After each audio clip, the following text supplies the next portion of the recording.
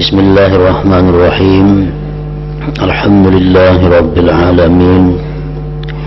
Wassalatu wassalam ala sayyidil anbiya wal mursalin, sayyidina wa habibina Muhammadin al-amin, wa ala alihi wa sahbihi wat tabi'in, wa man tabi'ahum bi ihsan ila yaumiddin.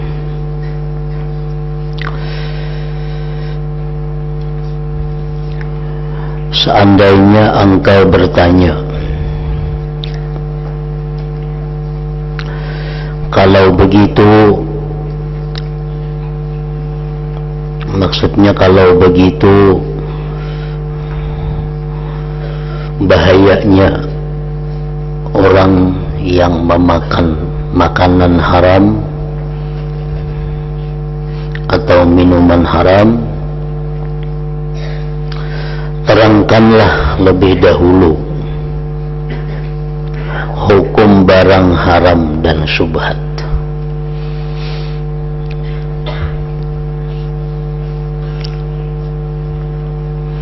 serta batasan ta'rif dari keduanya. Apa-apa barang yang haram, apa-apa barang yang syubhat, sehingga bisa menghindarinya.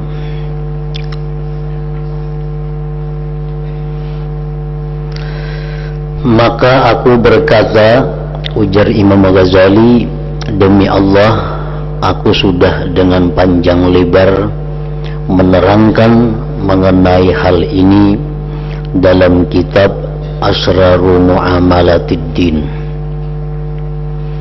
rahasia pergaulan dalam agama Allah, dan aku tuturkan tersendiri dalam kitab Ihya Ulumiddin. Namun di sini aku akan memberikan isyarat kepada kalimat-kalimat tersendiri sekira bisa sampai kepada pemahaman orang yang lemah. Lagi pula mulai belajar. Sebab maksud kitab ini adalah supaya dapat diambil manfaat oleh orang yang baru mulai belajar dalam masalah ibadah, dan bisa menolong orang yang menuntut ilmu.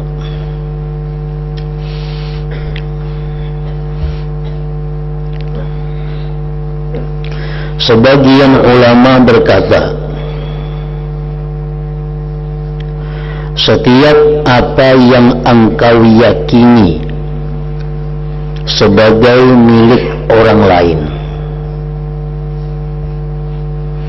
lagi pula dilarang oleh agama,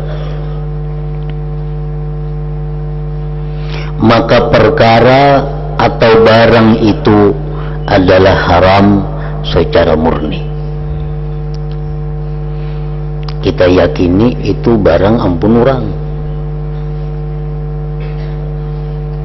nah itu haram kita mengambilnya, haram kita menggunakannya.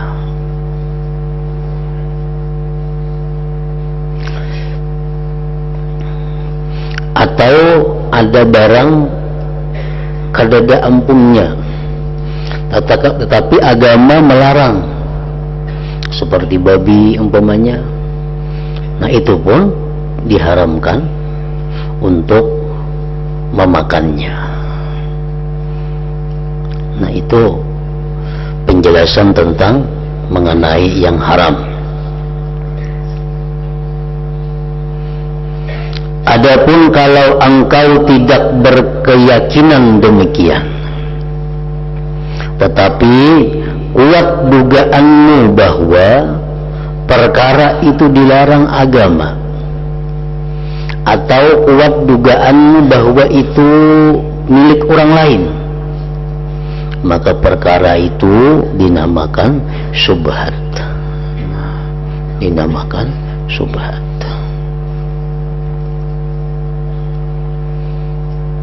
Kita kada yakin pang itu milik orang, kita kada yakin itu dilarang agama, tetapi kuat dugaan kita itu ampun orang, atau kuat dugaan kita itu dilarang agama, nah maka perkara itu dinamakan syubhat.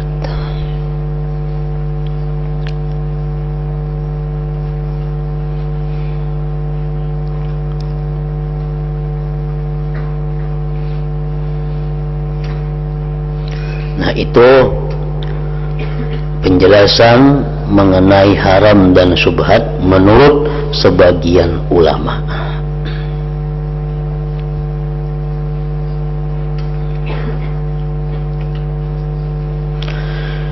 Sebagian ulama yang lain berkata,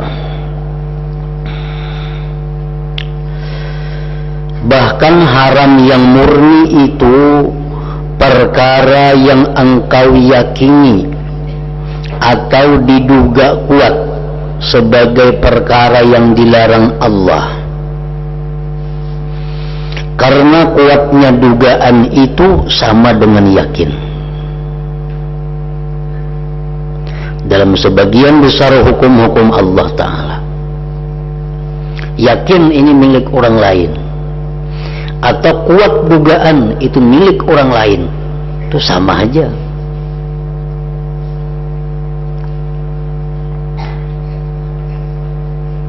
Sama pada haram.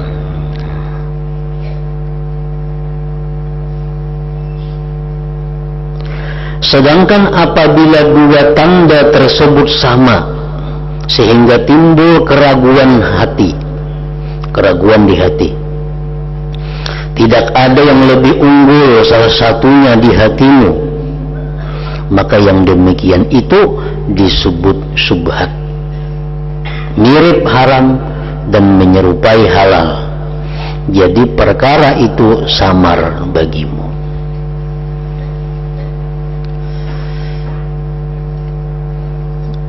Nah ini pendapat ulama yang lain lagi. Sesuatu yang yakin itu milik orang lain, sesuatu yang yakin itu dilarang agama, atau sesuatu yang diduga kuat itu milik orang lain atau dilarang agama, maka itu haram.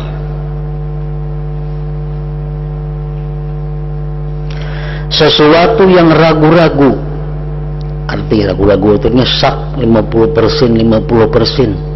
Ampun orang kan ini, ampun kuka, ampun orang ka, ampun kuka, ampun orang ka, ampun kuka. Ragu-ragu. Atau ini dilarang ka kadaka, dilarang ka kadaka. Nah itu ngarannya adalah syubhat.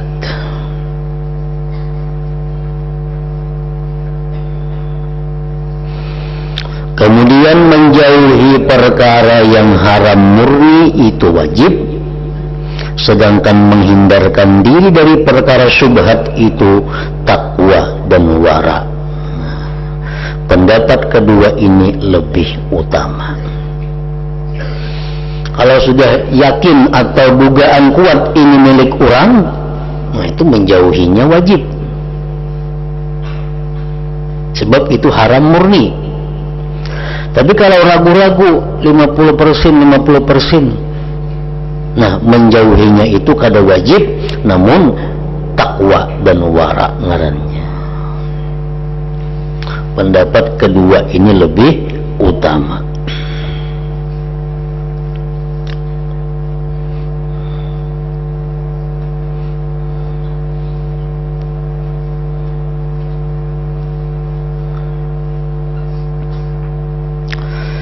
Jika ada yang menanyakan,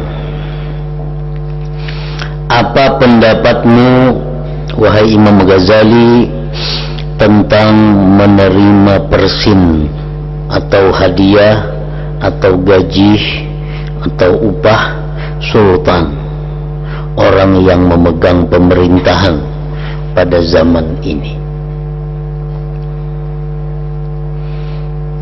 Bolehkah kita menerima pemberian dari pemerintah? Bolehkah kita mengambil gajian, mengambil upah dari pemerintah pada zaman sekarang ini?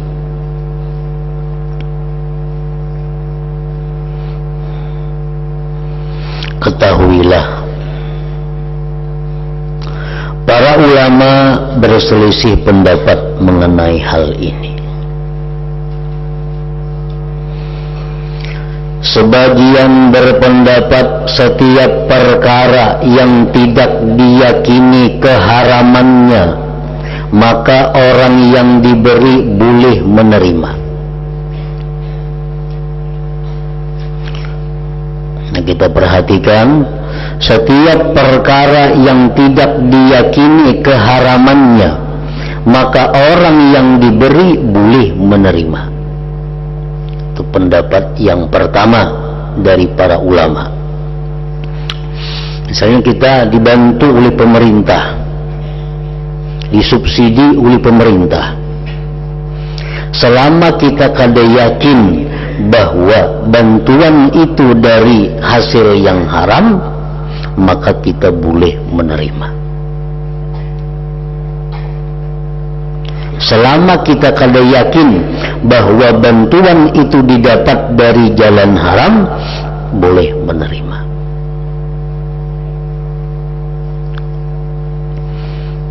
Kan duit pemerintah ini bercampur antara haram dan halal. Lalu mereka memberikan bantuan kepada masyarakat, subsidi atau apa, boleh kada menerima. Selama kita kada yakin bahwa yang diserahkannya itu adalah dari yang haram, boleh menerima.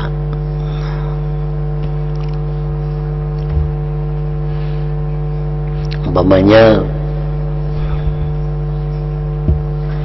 harta yang didapat oleh pemerintah ini ada dari yang halal. Contohnya dari yang halal itu seperti penjualan hasil-hasil bumi, minyak, gas, batu bara, emas, perak dan sebagainya dijual oleh pemerintah, keuntungan dikumpul. Nah, itu jelas sudah duitnya adalah halal. Nah, kemudian dari pemerintah ini ada pula jalurnya yang haram, seperti pajak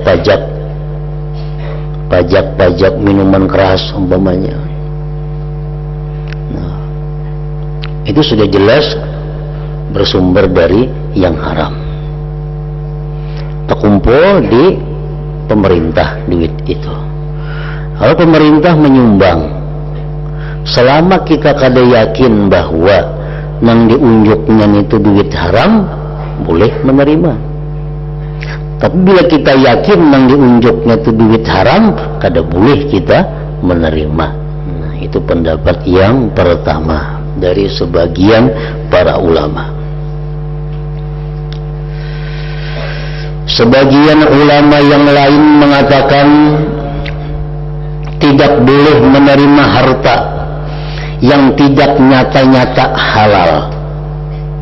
Nah, ini tangalih sedikit berbalikannya.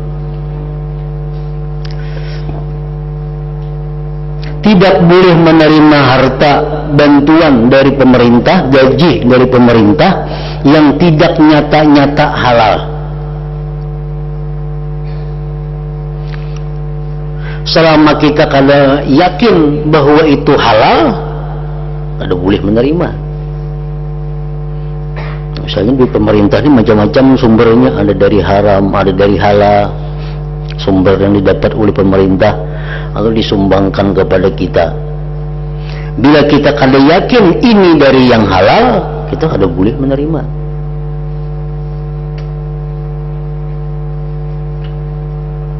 Nah, kalau kita mengikuti pendapat yang kedua ini, jelas sudah kita kada kawa mengambil bantuan pemerintah, karena kita kada tahu. Nah, mataran diunjuknya lawan kita dari haram kah, dari halal kah, kita kada tahu. Maka kita kada boleh mengambil kecuali tahu itu halal. Nah, kada kawa mengambil kita. Nah, jadi kalau pendapat yang kedua ini lebih berat. Tidak boleh menerima harta dari pemerintah yang tidak nyata-nyata halal. Sebab kebanyakan yang terjadi di masa ini, untuk harta sultan pemerintah itu haram. Harta halal di tangan sultan pemerintah itu boleh dikatakan tidak ada atau langka. Ini dua pendapat sudah.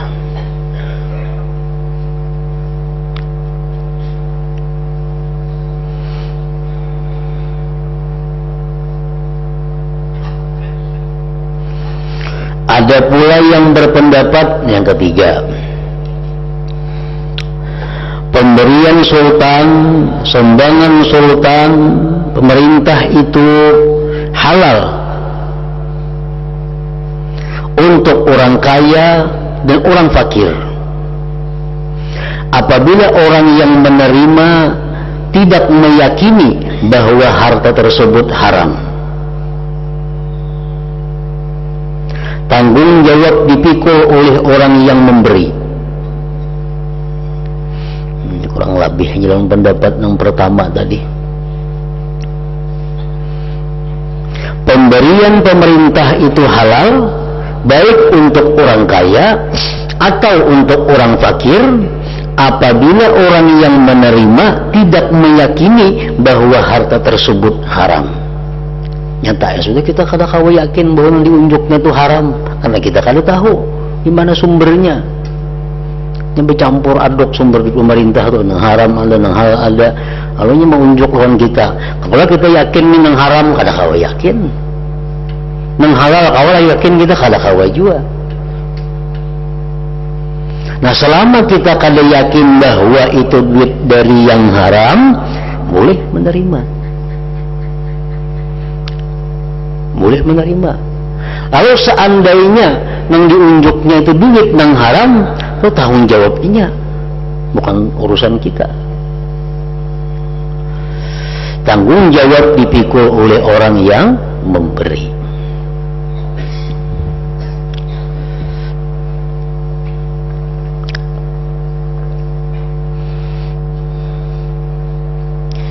Ulama yang berpendapat seperti ini mengemukakan alasan bahwa Nabi Muhammad sallallahu alaihi wasallam juga pernah menerima hadiah Muqawqis Raja Iskandaria. Raja Muqawqis itu orang kafir.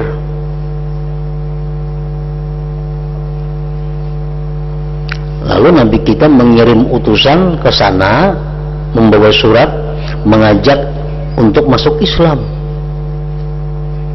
Raja Muqawqis kada mau masuk Islam, namun menghormati kepada Nabi dan memberikan banyak hadiah kepada Nabi, dan Nabi pun menerima hadiah itu. Padahal ini dari orang kafir. Nang jelas sudah hasil dari kerajaan itu macam-macam, dari halal dari haram, ada tahu urusannya orang kafir. Kenapa Nabi menerima? Karena sidin kada yakin bahwa itu adalah dari yang haram.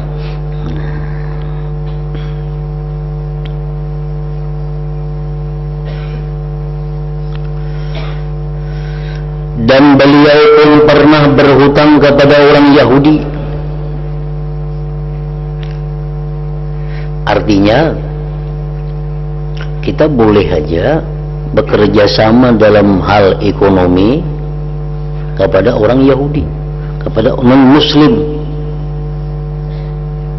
Karena Nabi pun pernah bekerja sama dari segi ekonomi kepada orang bukan Muslim. Selama kita kada yakin bahwa barang ampunnya itu dari yang haram. Dan beliau pernah berhutang kepada orang Yahudi, padahal Allah Ta'ala berfirman akaluna lis-suhti, artinya orang-orang Yahudi itu sangat memakan barang haram. Padahal orang Yahudi itu makanannya dari yang haram banyak, usahanya kada karuan, dari haram, dari halal. Tapi Nabi kita mau berhutang kepada orang Yahudi, mau bekerja sama dalam ekonomi kepada orang Yahudi. Kenapa? Karena beliau kada yakin bahwa barang yang diserahkan kepada Nabi itu dari yang haram. Nah, itu intinya.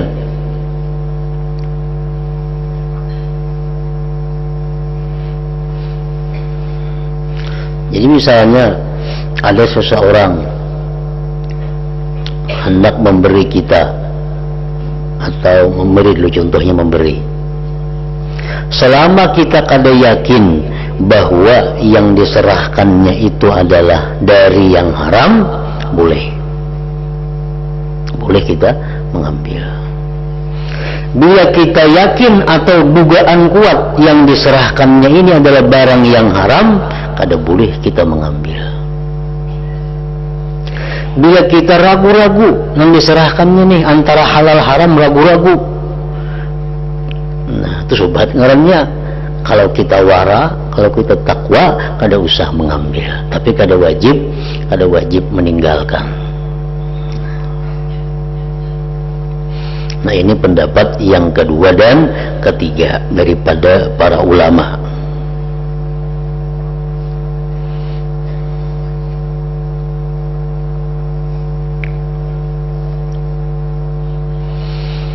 Alasannya Nabi bekerja sama dengan orang Yahudi. Padahal orang Yahudi itu Al-Quran sudah mengatakan gawiannya banyak haram. Nah, Nabi kita menerima pemberian Raja Mukaukis, padahal itu orang bukan Islam. Para ulama ini juga mengatakan sekelompok sahabat ada yang sempat menemukan masa hidup orang-orang zalim dan menerima dari pemerintah zalim. Di antara para sahabat itu ialah Abu Hurairah, Ibnu Abbas, Ibnu Umar dan lain-lain. Ini Abu Hurairah, Ibnu Abbas, Ibnu Umar, beliau pernah hidup di pemerintahan yang zalim, di pemerintahan zalim, pemerintahan yang korup, pemerintahan yang kada tahu halal haram. Tapi pemerintah membantu, pemerintah menyumbang mereka menerima. Kenapa menerima? Karena mereka kada yakin yang diserahkannya itu adalah haram. Kada yakin yang diserahkan itu dari yang haram.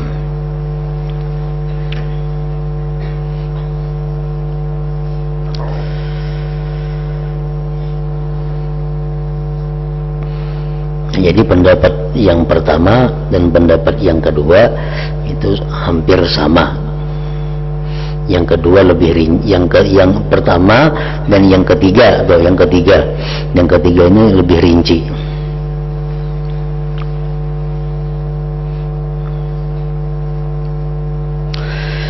Sementara itu ulama lain berkata, yang keempat nih,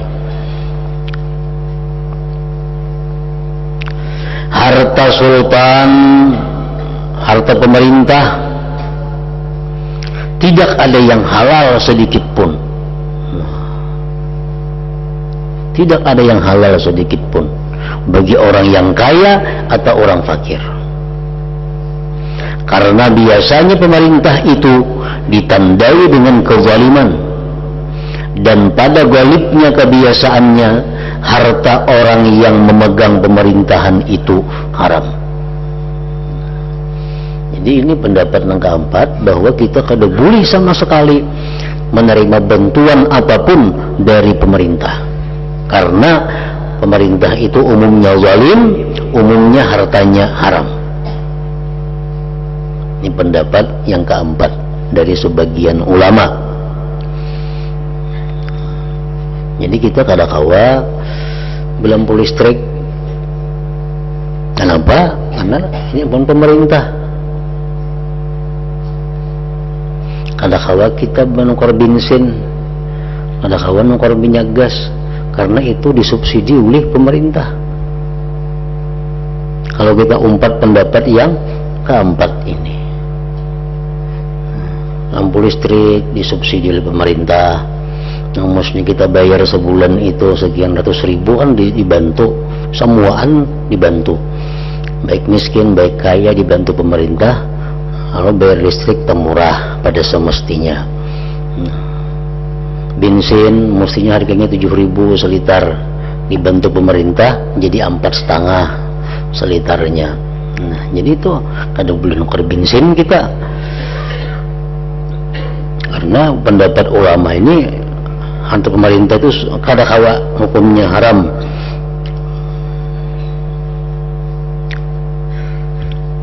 Keempat itu. Yang kelima, pendapat ulama juga, sekelompok ulama lain mengatakan mana barang yang tidak diyakini keharamannya adalah halal untuk orang fakir, tidak halal untuk orang kaya. Nah,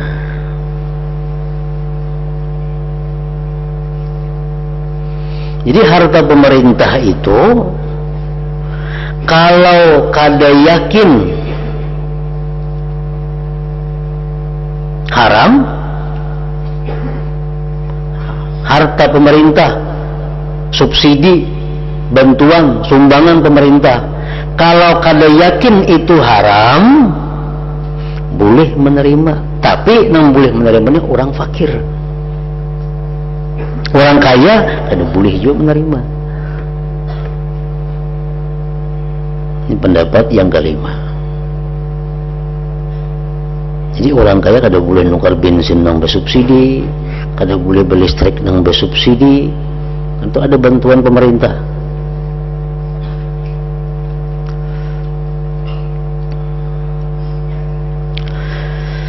Kecuali jika orang fakir itu mengetahui bahwa harta yang diterima itu benar-benar barang yang dirosat rampasan. Nah, kalau demikian, maka orang fakir tidak boleh mengambil harta tersebut. Itu sudah jelas. Pemerintah membantu orang fakir, mensubsidi orang miskin. Boleh si miskin mengambil kalau inya si miskin ini kada yakin itu haram. Tapi kalau yakin itu haram, nah kada boleh juga mengambil, walaupun ia miskin, walaupun ia fakir.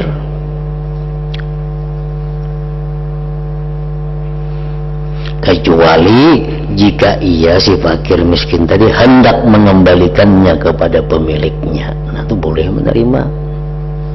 Misalnya kita tahu bahwa raja ini malam tadi merampas sepeda motor orang, dirampasnya. Esok hari raja memberiakan sepeda motor itu kanu kita, ini sepeda motor dirampas malam tadi nih, diberiakan kita, boleh kita mengambil, tapi tujuan untuk mengembalikan kepada ampunnya. Nah tuh ayo pada bapak itu.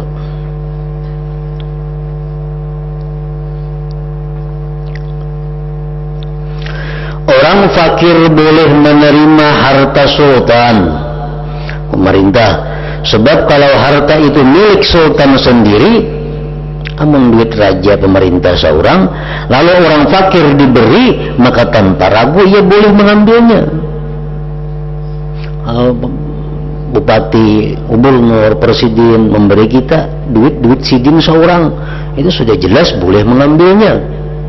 Dan jika harta itu harta fai atau hasil pajak atau potongan 1/10, maka ia orang fakir mempunyai hak, begitu pula ahli ilmu, ulama dan penuntut ilmu.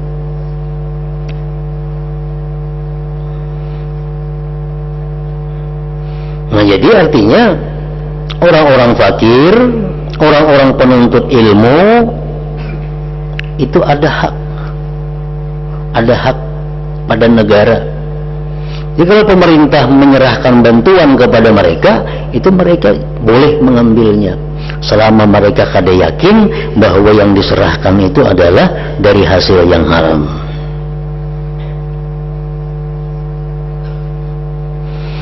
Ali bin Abi Thalib radhiyallahu anhu pernah berkata, barang siapa masuk Islam dengan taat dan membaca Al-Quran menurut zahirnya, maka ia memperoleh bagian harta kas negara setiap tahun 200 dirham, sebagian riwayat 200 dinar.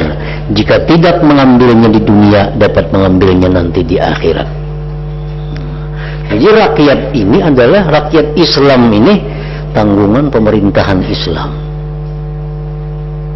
Setiap orang dapat jatah setahun 200 dinar atau 200 dirham.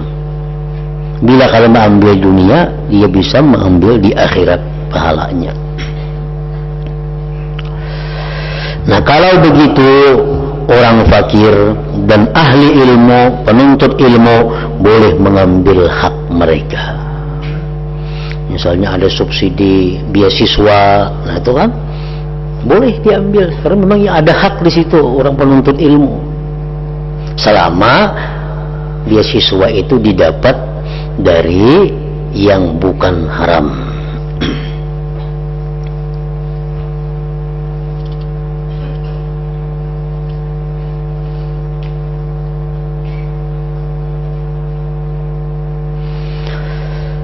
Kalau begitu orang fakir dan para ulama ini berkata, apabila harta tersebut campur aduk dengan harta lain yang tidak bisa dipisahkan, harta ulang ini bercampur, harta pemerintahan kan bercampur, yang haram, yang halal, karena kalau dipisahkan namanya jadi satu.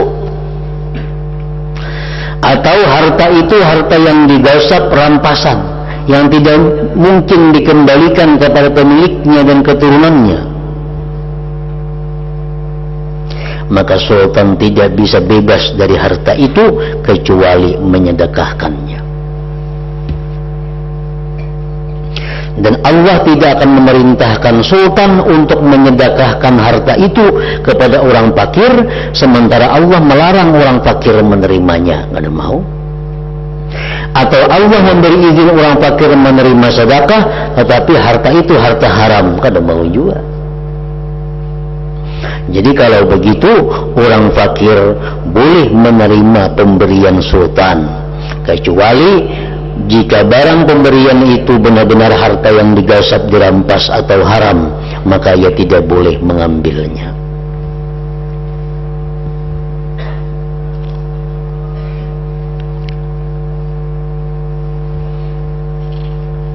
Jadi pendapat yang tengah,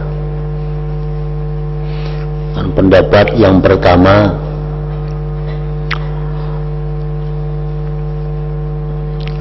setiap bantuan pemerintah yang tidak diyakini haram boleh mengambil. Satu. Pendapat yang kedua, bantuan pemerintah yang diyakini halal, nah diyakini halal boleh mengambil. Bila kada yakin halal, kada boleh mengambil. Yang ketiga, bantuan pemerintah itu boleh diambil oleh orang fakir maupun orang kaya selama bantuan itu tidak diyakini keharamannya.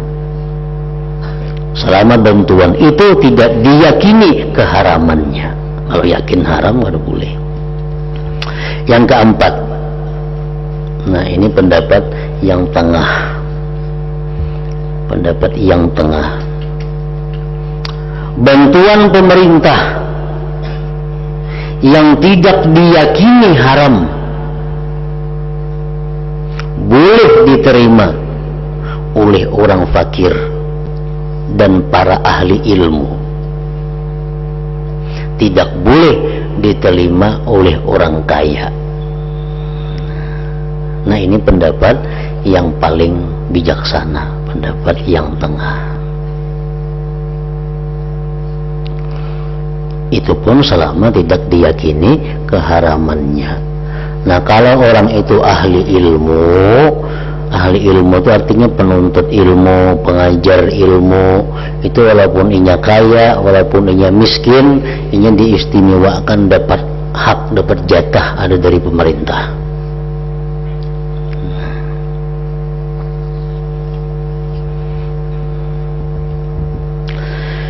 Masalah-masalah ini tidak mungkin difatwakan jika tidak dijelaskan, dan dengan berpayah-payah membicarakan masalah ini dapat mengeluarkanku dari maksud kitab.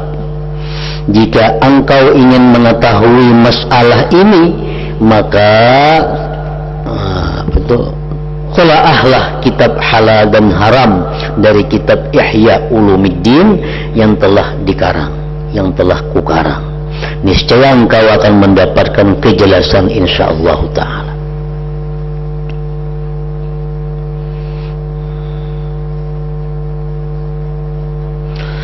Jika ada orang bertanya, Bagaimana pendapatmu wahai Imam Ghazali mengenai pemberian orang ahli pasar dan sebagainya dari pemerintah? Nah, lalu bagaimana kita menerima bantuan, menerima sumbangan atau hadiah dari ahli pasar, dari pengusaha? Yang tadi penguasa, ini pengusaha.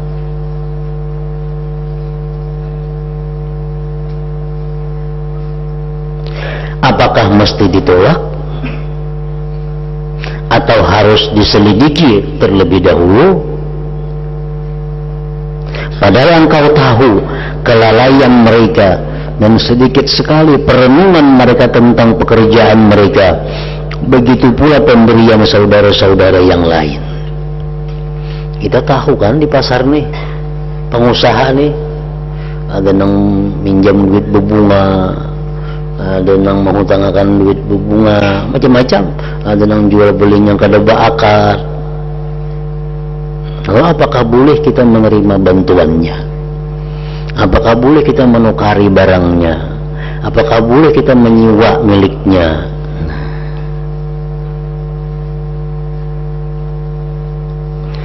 Jawabnya, apabila zahirnya manusia itu baik dan sifat fasiknya tertutup, maka tidak ada halangannya engkau menerima pemberian dan sedekahnya.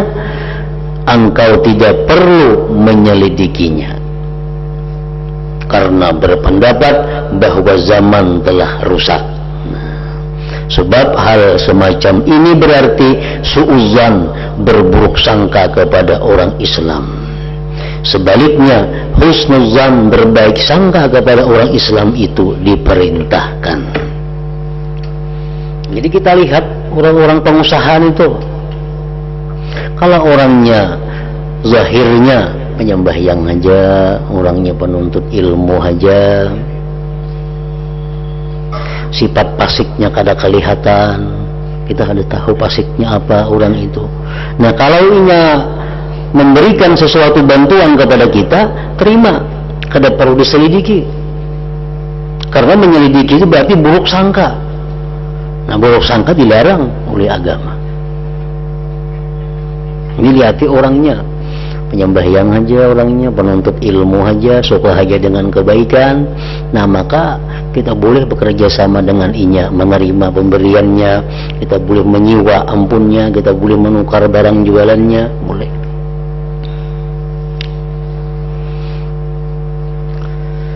Nah, sebaliknya, karena kalau orangnya itu